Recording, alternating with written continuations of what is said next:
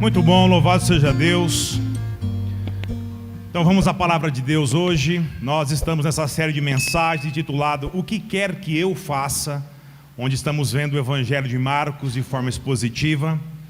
E hoje nós vamos ler o texto do Evangelho de Marcos no capítulo 8, dos versos 1 até o verso de número 10. Abra sua Bíblia, Evangelho de Marcos, capítulo 8, dos versos 1 até o verso de número 10.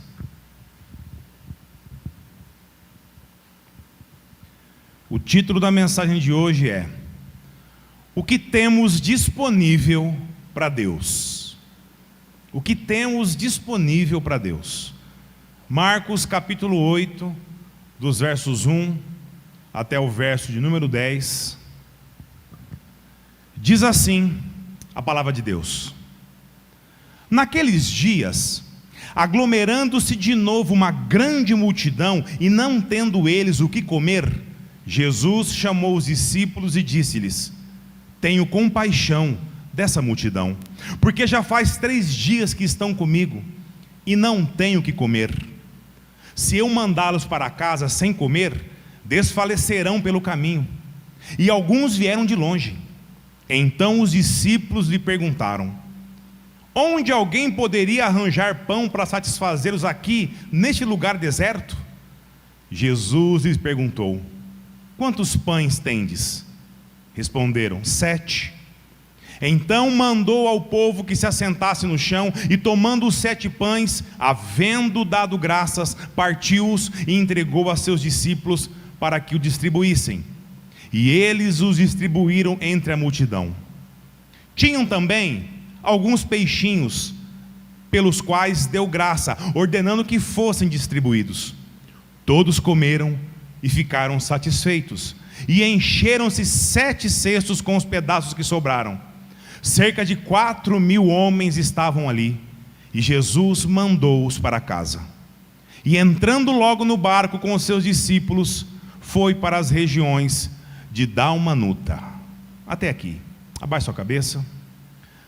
Senhor, nesse momento, Pai, nós estamos diante da Tua palavra, e estamos clamando, Deus, a ação do Teu Santo Espírito, Pai, no nosso meio. Pai amado, abra o nosso coração, Deus. Abra a nossa mente, Pai, para que nós possamos enxergar, Senhor, todos os Seus princípios, todas as verdades contidas aqui na Sua palavra. E que elas possam, Deus, falar ao nosso coração, nos moldar, Senhor, ao caráter de Cristo. Que nós possamos, Deus, ser ressignificados, Deus, de dentro para fora. Que nós possamos, Deus, sair daqui hoje muito, mas muito melhores que nós entramos. Obrigado, Deus, por esse privilégio. E essa oração que fazemos, Pai, não é nos nossos méritos, mas é no de Jesus. Amém. Meus irmãos, nós vimos no domingo retrasado, no texto anterior a esse aqui, no Evangelho de Marcos, que Jesus ele faz outro milagre extraordinário. Dessa vez foi com um surdo e mudo, lá na região de Decápolis, das 10 cidades lá gregas. Vimos o cuidado e a sensibilidade de Jesus em lidar com aquela situação. Pois se a fé, ela vem por ouvir a mensagem do Evangelho, como que seria então com aquele surdo e mudo? Ele não teria salvação? E Jesus, sabendo disso, vai se valer do quê? Dos outros sentidos daquele homem, como o tato, a visão, o paladar, que naturalmente eles ficam muito mais aguçados por conta da deficiência que ele sofria. E Jesus nos mostra que quando se trata de salvação, não há impossibilidades para quem Jesus de fato quer salvar. Nós vimos, irmãos, todas as implicações que aquele texto nos trouxe, e hoje estamos aqui diante desse texto, que também traz o relato de outro milagre espantoso de Cristo Jesus. O Evangelho de Marcos, ele foi escrito com o intuito do quê? De mostrar aos romanos todo o poder de Jesus, sendo o Filho de Deus, que apesar de ser o próprio Deus, Ele se fez servo, morreu em nosso lugar, nos proporcionando a salvação. Marcos traz todos os ensinamentos de Jesus, se valendo da perspectiva justamente do quê? Das ações de Cristo. Ações essas que demonstrava todo o seu poder. Porque isso sim despertaria o interesse do povo romano. E Marcos ele vai discorrer por todo o Evangelho, mostrando que as ações de Jesus era de uma pessoa que tinha extrema urgência, mostrando que ele não tinha tempo a perder. E isso trouxe grandes implicações para aquele povo, para aquela gente, e também para mim e a você nos dias de hoje. Pois a verdade que estava sobre Jesus também estava sobre eles, e também, irmãos, está sobre mim e sobre você no dia de hoje. Amém, igreja? A mesma verdade continua para sempre, que é a vontade do nosso Deus. Essa passagem ela é interessante, porque nesse mesmo Evangelho, nós estudamos recentemente uma outra passagem como essa. Jesus ele já havia multiplicado pães e peixes para uma multidão que seguia ele. E agora nós temos a segunda multiplicação de pães e de peixes. E se você olhar os dois relatos, meus irmãos, eles são quase idênticos. O que difere é apenas a quantidade de pessoas e de cestos. Antes, tinha 5.000 homens. Aqui tem 4.000. Lá tinha o quê? 12 cestos. E aqui, 7. Mas apesar da história ser quase a mesma, existem lições preciosas para mim e para você também aqui nesse texto. Por isso eu peço, irmão, que você não feche sua Bíblia, mantenha ela aberta e leia novamente comigo os versos 1 e verso número 2. Naqueles dias, aglomerando-se de novo uma grande multidão, e não tendo eles o que comer, Jesus chamou os discípulos e disse-lhes: tenho compaixão dessa multidão, porque já faz 3 dias que estão comigo e não têm o que comer. Meus irmãos, a primeira diferença que nós vemos, que nós podemos notar aqui, é que Jesus agora está num território estrangeiro, num território gentil, território pagão, e não em Israel, como a primeira vez. E esse é o ponto que nós não podemos perder de vista para tentar entender os valores que Jesus traz àquele povo, e também a mim e a você, com esse relato aqui. Pois quando Jesus diz que tem compaixão dessa gente, o que será que ele está dizendo a seus discípulos, que são o quê? Judeus. Jesus está dizendo: esses aí, que vocês chamam de gentios, que julgam-os como impuros, esses aí, que vocês afirmam não ter parte nas promessas de meu Pai, que são rejeitados por toda a nação de Israel, justamente esses aí, eu tenho compaixão. Meus irmãos, isso aqui para um judeu era um negócio incabível, inimaginável. E a intenção de Jesus aqui, de forma verdadeira com aquela gente, era incluir os seus discípulos na mesma compaixão que ele sentia. E isso era de suma importância. Jesus ele caminhava a passos certos para a cruz. E ele sabia que a continuidade do seu ministério seria realizado por aqueles homens, aqueles primeiros discípulos. Meus irmãos, Jesus não estava fazendo aquilo por acaso. E a prova disso é eu e você aqui hoje. Jesus está fazendo aqui o mesmo que fez no episódio da mulher samaritana, que deixaram os discípulos de cabelo em pé. O judeu considerava um gentil, os samaritanos, como cães. E olha, que eles viviam o quê? Dentro do território de Israel. Até então, eles não criam na salvação. E pelo poder do Espírito Santo de Deus, não se estendia aos gentios, era só para a nação de Israel, somente para o povo judeu. Então Jesus vem e diz: eu tenho compaixão dessa gente. Meus irmãos, de fato eu fico imaginando o que passou na cabeça, na mente daqueles homens, daqueles discípulos. Jesus se compadecendo de uma multidão de excluídos, de impuros, daqueles que não fazem parte do povo de Deus, e dizendo: eu me compadeço deles. E o primeiro princípio que Jesus está ensinando aos discípulos aqui, e a mim e a você essa noite, é que a comunidade de Jesus, ela vai onde ninguém mais vai. E aqui eu gostaria de fazer uma pergunta para a igreja.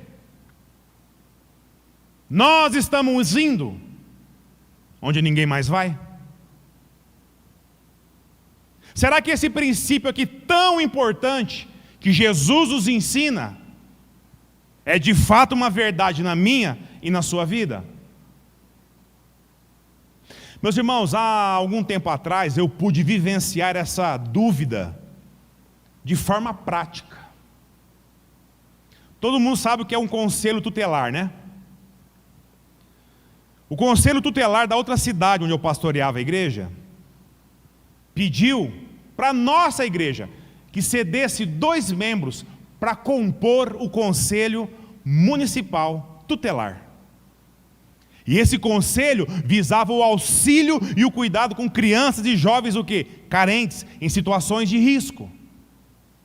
E eu louvei muito a Deus por Ele ter levantado essas pessoas de forma voluntária para servir num lugar onde ninguém queria ir.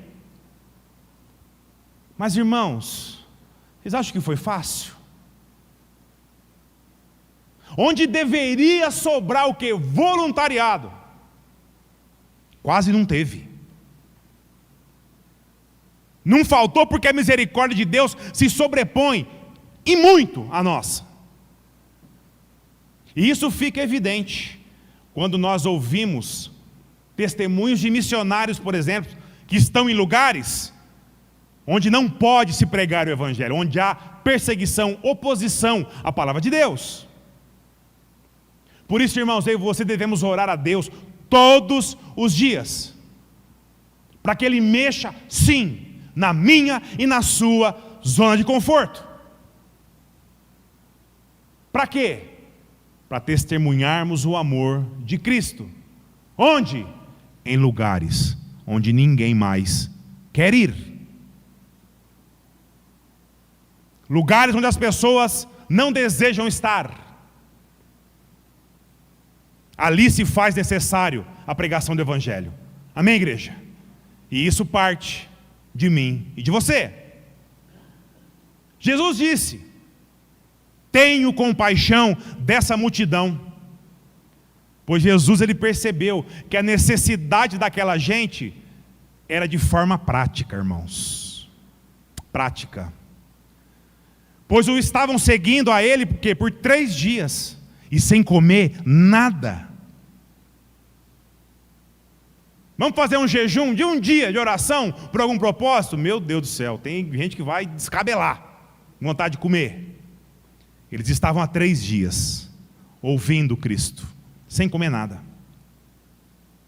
E o que chama a atenção aqui é perceber que a multidão de gentios, de excluídos, eles estavam hipnotizados com a palavra de Cristo, ao ponto de já fazer o quê? 3 dias sem comer nada e sem ir embora. E Jesus nos dá uma aplicação tão simples aqui, mas tão profunda, irmãos. Meus irmãos, quem tem fome precisa primeiro do quê? De comida. só depois de orações. E muitas vezes nós somos tentados a ser tão super espirituais. E nós não estamos conseguindo ver necessidade gritante diante dos nossos olhos. E Jesus sabia muito bem disso. Leia comigo o verso 3. Se eu mandá-los para casa sem comer, desfalecerão pelo caminho. E alguns vieram de longe. Meus irmãos, nós vivemos numa sociedade completamente egoísta. Onde o correto é pensar primeiro e então somente em si mesmo. E eu e você, nós somos frutos dessa sociedade. Sabe aquele tipo de pensamento que vem logo à nossa mente quando nós nos deparamos com situações como essas aqui? Isso aí não é problema meu. Eu já tenho muito com que me preocupar. Olha só o que diz no capítulo 2, versos 14 a 17. Meus irmãos, que vantagem há se alguém disser que tem fé e não tiver obras? Essa fé poderá salvá-lo? Se um irmão ou uma irmã estiverem necessitados de roupas e do alimento de cada dia, e algum de vós lhe disser: ide em paz, aquecei-vos e saciai-vos, e não lhes derdes coisas necessárias para o corpo, que vantagem há nisso? Assim também a fé por si mesma é morta, se não tiver obras. Tiago, irmão de Jesus. Meus irmãos, a primeira coisa importante aqui é notar que Tiago, ele não está dizendo. O que ele não está dizendo, a primeira coisa que nós temos que levantar aqui. Não é que nós temos que fazer boas obras mirando a salvação. Pois a salvação vem pela graça de Deus, mediante a fé em Cristo. O que Tiago está dizendo é que as boas obras é uma marca da vida cristã, evidenciada justamente em nós, que já fomos salvos. Efésios 2 diz isso. Tiago aqui está falando a um povo que achava que uma vez salvo pela fé, não tinha que fazer mais nada. Era só sentar e esperar a volta de Cristo. E Tiago está dizendo que as boas obras, elas devem brotar como desejo no coração daquele que foi redimido. E Tiago completa isso aqui, lá no capítulo 4, verso 17, presta atenção. Presta atenção, igreja, portanto, aquele que sabe que deve fazer o bem e não o faz, comete pecado. Meus irmãos, quando a necessidade do outro vier de encontro com as nossas possibilidades, sem sombra de dúvidas, é Deus dizendo: eu quero agir usando você como instrumento, servo. Mas como nós somos melhores do que argumentadores do que obedientes, nós nos comportamos assim como os discípulos no verso 4. Lê comigo. Então os discípulos lhe perguntaram: onde alguém poderia arranjar pão para satisfazê-los aqui nesse lugar deserto, Senhor? Onde? E mais uma vez a história se repete. Da mesma forma quando Jesus realiza a primeira multiplicação de pães e peixes. Meus irmãos, isso é para a gente ver como a nossa memória, ela afeta a nossa fé. Eles já tinham visto Jesus alimentar quase 20 mil pessoas. E nas mesmas condições que eles estavam ali. Lá, a preocupação deles era o quê? Dinheiro. Onde arranjariam 200 denários para alimentar aquela multidão? Já aqui, a preocupação era com a localização, pois o lugar era o quê? deserto. E mais uma vez, os discípulos estavam colocando o ponto de vista deles em cima do problema. E nem se davam conta que a solução dos problemas estavam bem ali diante deles. Os discípulos tinham memória muito curta. Aí eu pergunto, será que isso aqui te lembra alguém, irmão? Será que isso lembra eu e você de alguma coisa? Aqueles discípulos sim tinham memória muito curta. E os de hoje? Como será que é a memória dos discípulos de hoje? Meu irmão, minha irmã, quantas vezes nos deparamos com problemas que fogem da nossa capacidade de resolução, onde nós entendemos que só um milagre vai resolver. Aí Deus vem, Ele intervém em nosso favor, no tempo, na forma, na vontade dEle, e que, diga-se de passagem, é muito melhor do que a nossa. Ele vem, o problema se resolve, e cá estamos nós, diante do próximo problema insolúvel, dizendo assim: ai meu Deus, agora não vai dar, agora nós estamos todo mundo lascado, agora estamos todo mundo perdido. Nós focamos onde? No presente, e esquecemos do passado. Nós esquecemos o que Ele já fez. Vendo dessa forma, com certeza, o que Ele fará no futuro parecerá de fato uma realidade o quê? Impossível de acontecer. A nossa memória é curta. E ela também encurta, e muito, a nossa fé. Irmãos, preste atenção.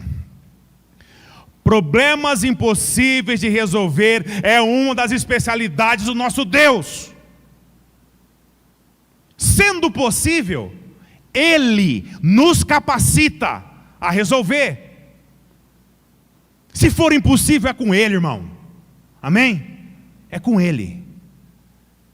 E se porventura Ele não resolver, não é porque Ele não é capaz, é porque Ele sabe o que é melhor a se fazer em nosso favor. Mesmo que seja a base de luta, a base de sofrimento, Deus sabe o que é melhor para mim e para você. Eu não sei o que te aflige, irmão. Qual que é o seu dilema? Mas eu sei que o nosso Deus, Ele tem poder e capacidade para resolver qualquer das nossas adversidades. O que é possível e o que é impossível. O que é possível Ele nos capacita. O que é impossível cabe somente a Ele. Fiquemos em paz. Não se desespere. Não se precipite. Não agrave mais a sua situação. Deus, Ele sabe o que Ele faz. Espere no Senhor. Teve uma vez eu contando a minha história de vida, uma pessoa mais jovem, do tanto que eu desagradei a Deus, vivendo longe dos seus caminhos, e agora o quanto que eu era feliz, por Ele ter tido o que? Misericórdia da minha vida. E esse jovem conversando comigo, passou-se um tempo, ele disse que achava a minha história muito interessante, cheia de coisas extraordinárias, apesar do meu distanciamento de Deus, e comparou com a história dele, e de forma a dar a entender que a história dele era tão comum, sabe, um testemunho sem brilho, pois ele sempre esteve nos caminhos de Deus, nunca se afastou da igreja, desde a infância, e segundo ele não tinha muitas histórias para contar. Então eu disse a ele: meu querido, você quer saber o que eu sinto lembrando da minha história e ouvindo a sua? Eu falei: inveja. Mas uma inveja santa, irmãos, desejosa. Hoje eu compreendo o quão feliz, o quão privilegiado e abençoado eu poderia ter sido se tivesse me mantido nos caminhos de Deus. Mas eu preferi o mundo. Isso me custou caro. Deus, Ele age de forma ordinária na vida dos seus servos, os capacitando para vencer a cada dia. E Deus também age de forma extraordinária na vida daqueles que, apesar do distanciamento, Ele ainda o ama. Amém, igreja? Pois o milagre, ele se faz presente na vida do capacitado e do incapaz também. O que cabe a nós, Ele nos capacita a resolver. O que cabe a Ele, Ele resolverá. E justamente aqui está o segundo princípio que Jesus nos ensina hoje. O testemunho da fidelidade de Deus deveria gerar em nós confiança, não medo. Confiança, não temor. Principalmente quando estamos ministrando o poder de Cristo na vida de outro irmão. Irmãos, é muito triste quando a própria igreja se torna um empecilho para o crescimento da obra de Deus. Deus, Ele deseja realizar a sua obra. Aliás, Ele vai realizar, já está realizando. É através da minha e da sua vida. Ele poderia facilmente resolver tudo, mas Ele preferiu dar essa missão, esse privilégio de servir para a igreja. Ou seja, para quem? Para mim e para você. E eu encorajo você, irmão, encorajo você, minha irmã, a orar a Deus para que Ele não permita que nós sejamos empecilho do crescimento do seu reino, aqui na nossa cidade ou em qualquer outro lugar. Porque é triste, irmãos, constatar que a nossa incredulidade muitas vezes nos leva a dizer: nossa, não, isso aí não dá, isso é difícil. Não, isso aí para tudo, irmãos, para. Isso aí não vai dar certo, não. Isso é impossível. Nós não temos pessoa suficiente. Nós não temos recurso suficiente. Esquece, irmão, para tudo. Isso aí não vai dar, não. Presta atenção, irmãos. Toda igreja cresce mediante a desafios que Deus nos coloca para nós vencermos em Cristo. Toda igreja grande, abençoada, que se multiplica e auxilia as demais a também fazer o mesmo, passa por desafios onde os seus servos são sim colocados à prova por Deus. A igreja, ela só desperta para compreender o poder que há nela, quando entende que não é ela, mas é o nosso Deus que vive e age através dela. Essa igreja aqui, ó, é um belo exemplo disso. Na iminência do seu fim, por causa de divisões causadas por quem crê que a igreja é nossa e não de Cristo. Essa igreja aqui decidiu confiar na graça, soberania e no poder de Deus. E do completo nada, do mais alto desânimo, das mais cruéis incertezas, o Senhor primeiro sustentou os seus servos fiéis, os encorajou um a um, os capacitou, proveu tudo o que foi necessário. E olha em volta, olha em volta, cá estamos nós, irmãos. Acha que isso aqui foi mérito de alguém? Acha que tudo isso aqui é porque nós somos capazes? Não, amados, não. Nossa história continua porque há um Deus todo-poderoso que nos sustenta de pé, que nos guia, que nos ensina, que nos capacita a toda boa obra. E nós temos que responder a isso. Amém, igreja? Nós temos que responder a isso. Seja de forma voluntária, seja de forma sacrificial, crendo e confiando naquele que é o dono da obra. Meus irmãos, Deus nesse momento Ele está falando a mim e a você, para nós confiarmos nele. Sabe por quê? Porque novos desafios virão, irmãos. Assim é a vida da igreja. Novos conclames serão necessários. Novos propósitos serão colocados diante da minha e da sua vida. E nós teremos que responder a isso, pois será isso que Deus esperará de nós. A obra é dele, mas é feita tendo nós como instrumentos em suas mãos. Nós não podemos, irmãos, ser tentados a duvidar do agir de Deus. Os discípulos achavam que também não daria. Então Jesus pergunta a eles no verso 5. Leia comigo. Jesus lhes perguntou: quantos pães tendes? Responderam: 7. Meus irmãos, sabe o que Jesus está perguntando aos discípulos lá e aos discípulos cá? O que vocês, o que nós temos disponível? Tem pessoas que irão dizer assim: eu não tenho nada a oferecer não. E de certo modo isso sim é correto a se dizer. Pois também terá aqueles que dirão: eu tenho muito, conta comigo, estamos juntos, irmão.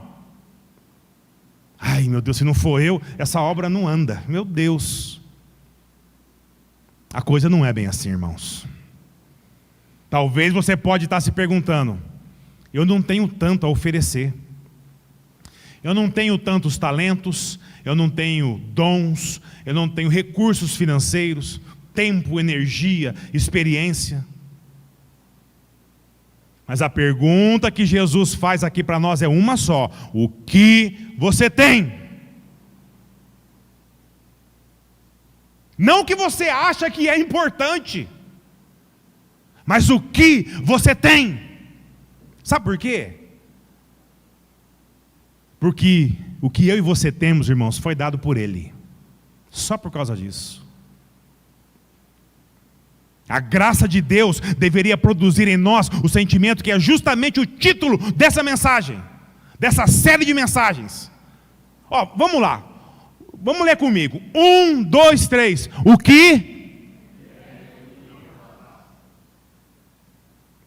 Percebe? O que o Senhor quer que eu faça, Senhor? E o que o Senhor deseja que eu faça? Senhor, eu não tenho muito a oferecer, mas o que eu tenho, Pai, eu ofereço, porque foi o Senhor que me deu. E o que eles tinham? 7 pães. Era suficiente para alimentar aquele povo, aquela gente? É óbvio que não. E é justamente esse o problema. A nossa tendência em crer no que é óbvio. Mas aqui, irmãos, também está o terceiro princípio que Jesus nos ensina. O nosso pouco nas mãos de Deus é muito mais do que suficiente. Moisés, o que você tem? Senhor, eu tenho um cajado, isso basta. Davi, o que você tem, Davi? Senhor, eu tenho uma lançadeira aí, 5 pedrinhas, isso basta. O que você tem, Pedro? Senhor, eu tenho um barquinho, isso basta. Qual é o dom que você tem, irmão? Qual é o dom que você tem, irmã? Qual o seu talento? Qual o seu recurso? Deixa eu te dizer uma coisa: Deus nos deu dons pelo seu Santo Espírito. Deus nos deu talentos quando criou eu e você a sua imagem e semelhança. Deus nos provê financeiramente muito mais do que eu e você necessitamos. Todos nós possuímos algo que se dá tanta importância hoje em dia, o qual Deus também criou. Sabe o que é? O tempo. O tempo. Todos nós temos por igual, irmão. Todos. Você não tem mais do que eu não tenho mais do que você. Temos ele de igual modo. Sabe onde está a diferença? Em como nós administramos ele. Aí está a diferença. Todos nós temos recursos. Em essência, muito mais suficiente para a nossa existência. E aqui eu não estou me referindo a ser rico ou a ser pobre, mas ao que é necessário. Meus irmãos, as grandes histórias dos heróis da fé eram de homens simples, mas com o coração desejoso em servir os propósitos de Deus. O que você tem a oferecer, irmão? O que você tem para oferecer, irmã? Saiba que para Jesus isso é muito mais do que suficiente. Amém? E a prova está aqui. Leia comigo os versos 6 e 7. Então mandou ao povo que se sentasse no chão, e tomando os 7 pães, havendo dado graças, partiu-os e os entregou, e a seus discípulos para que o distribuíssem, e eles o distribuíram entre a multidão. Tinham também alguns peixinhos, pelos quais deu graças, ordenando que fossem distribuídos. Irmãos, pães e peixes eram a refeição mais comum daquelas pessoas simples daquela época. E Jesus, antes mesmo de realizar o milagre, o que ele faz? Ele dá graças. Primeiro, ele agradece. Depois, ele parte o pão e só depois o milagre acontece. Meus irmãos, a Bíblia traz alguns princípios que eu creio muito, muito. E um deles é: se eu não sou grato no pouco, também não serei capaz de ser grato no muito. Se Deus abençoar mais do que me é necessário, se eu não sou grato quando eu tenho pouco, irmão, você acha que eu vou ser grato quando eu tiver muito? Vamos ser sinceros conosco mesmo. Deixa eu fazer uma pergunta para você, irmão, agora de forma bem particular. Você é grato pelo que você tem? Pelo que você possui? Ou você acha que se você tivesse mais, você seria mais grato? Senhor, se eu tiver... Senhor, não, eu ia servir mais, melhor. Se eu tivesse mais do que eu tenho, com certeza eu ia servir muito mais na igreja. Irmãos, eu lamento informar que a coisa não é bem assim, não. Se nós não somos capazes de servir com o pouco que temos, nós jamais seremos capazes de servir se Deus nos der mais. E Ele sabe disso.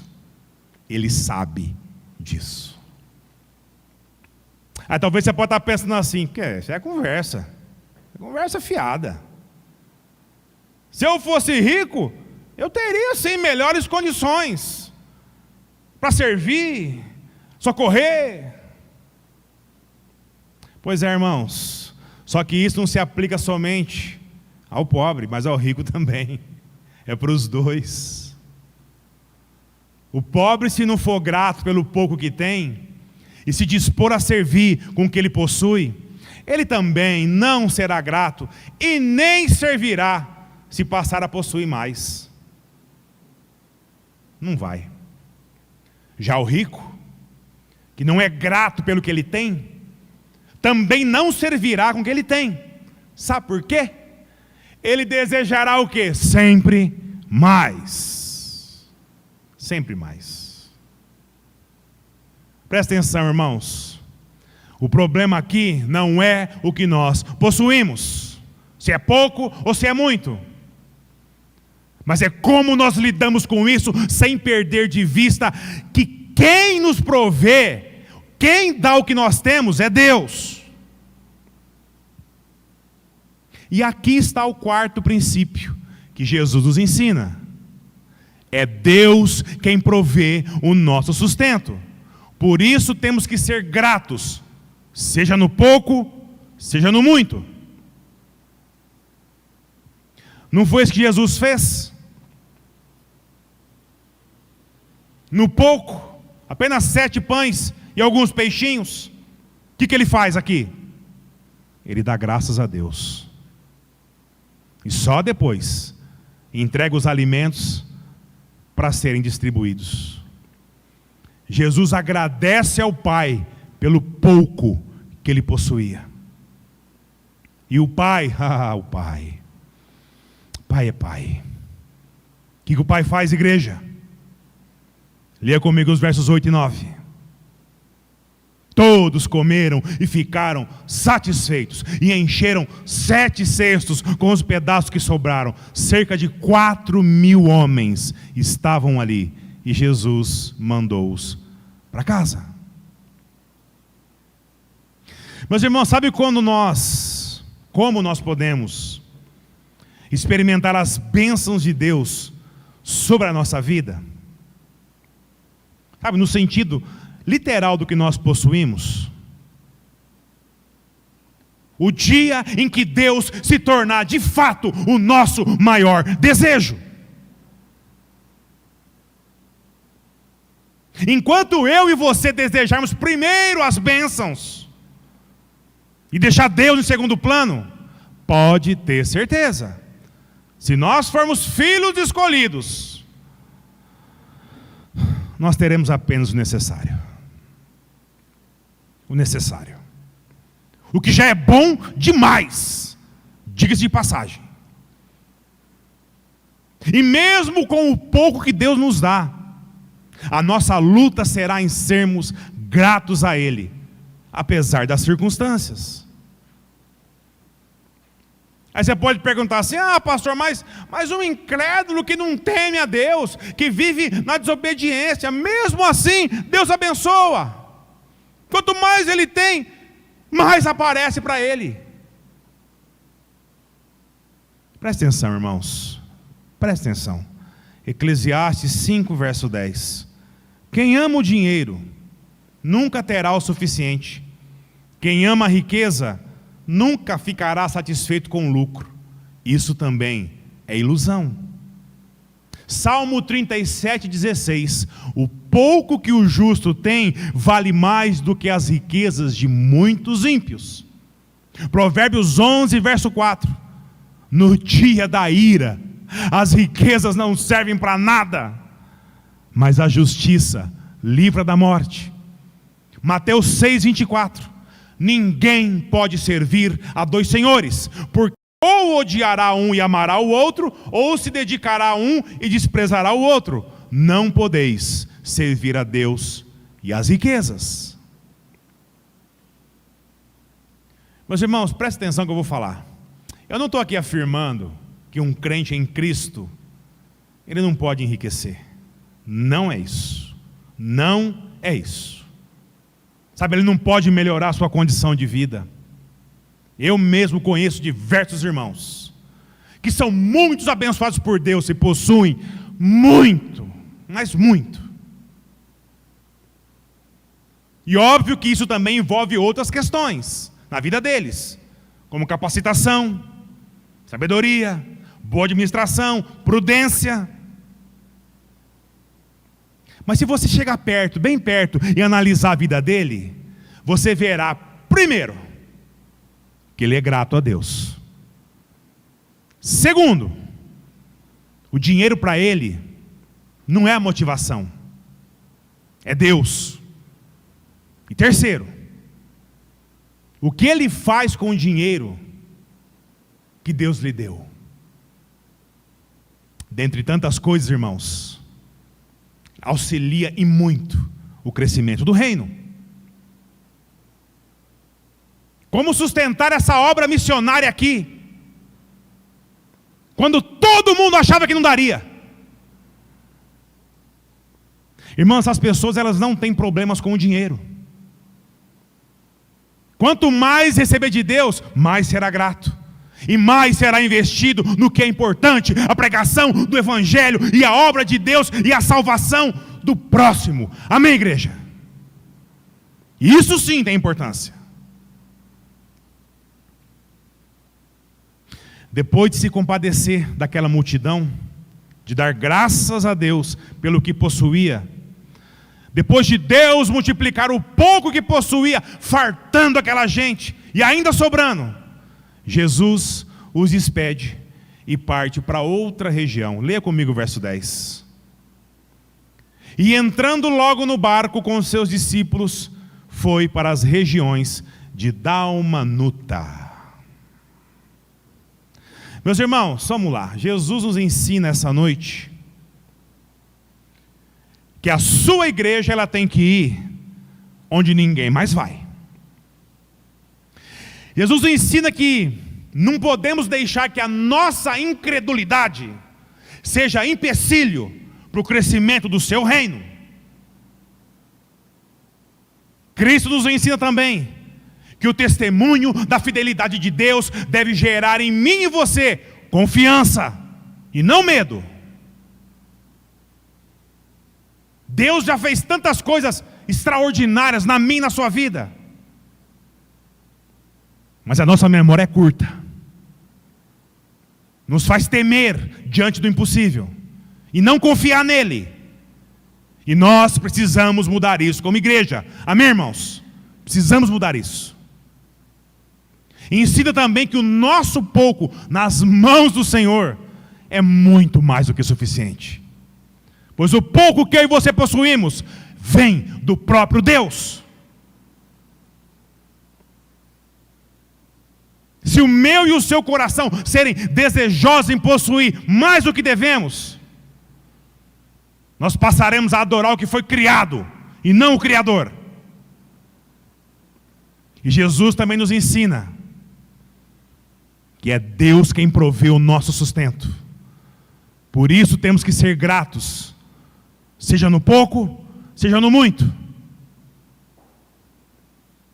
Deus recorrentemente nos desafia a tudo isso que nós ouvimos na sua palavra, para que a minha, para que a sua, a nossa perspectiva seja de reino dos céus e não de reino da terra. Meus irmãos, nós como igreja, muito em breve, estaremos sendo mais uma vez colocados à prova nisso que nós acabamos de ouvir aqui. Irmãos, nós temos que responder a essa graça, seja no muito, seja no pouco. E que essas lições que nós aprendemos hoje possa ser uma verdade na minha e na sua vida. E que Deus nos use. Ah, Senhor, nos use, Pai. Não permita que nós sejamos empecilhos para o crescimento do reino, não, Deus. Nos use conforme a sua vontade, para que o reino cresça, tendo nós como instrumentos na mão daquele a qual nos redimiu. Amém? Louvado seja Deus. Abaixa a cabeça, irmãos.